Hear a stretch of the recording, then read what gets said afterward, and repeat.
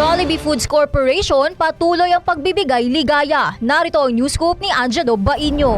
Ano ang joyful experience mo sa Jollibee? Kumain ng sabay-sabay kasama ang pamilya? O nag-celebrate ng birthday? Or sa Jollibee ka sinagot ng nililigawan mo? Ilang dekada na ngang nagbibigay ng joy ang nasabing sikat na fast food chain sa bansa. Dumaan ang maraming henerasyon at patuloy itong nagbibigay saya sa mga Pilipino. Sa ginanap na Digicon Revolution 2024 sa Newport City sa Pasay, ayon kay Katrina Yu, Chief Marketing Officer ng Jollibee Foods Corporation Philippines, ilang henerasyon na ang kanilang pinasaya dahil sa kanilang mga pagkain at serbisyo at patuloy na nakikisabay sa uso gaya ng paggamit ng makabagong teknolohiya para makapagbigay ng hindi makakalimutang experience sa kanilang mga customer. Generations, our food has delighted Filipinos and we're using technology to create relevant experiences for all ages. That allows us to listen, that allows us to learn and connect with our consumers. Ayon naman kay David Bill, Global Chief Marketing Officer and Head of Digital Marketing ng Jollibee Group, na kanilang sinisiguro na mabibigyan nila ng magandang serbisyo ang bawat Pilipino dahil sa kanilang digital transformation. It's also something that enabled us to make sure that we understood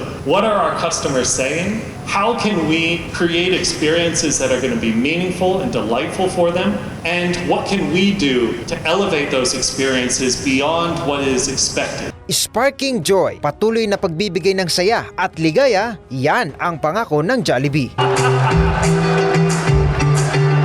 Hey Jollibee, thank you for joining us here at Digicon.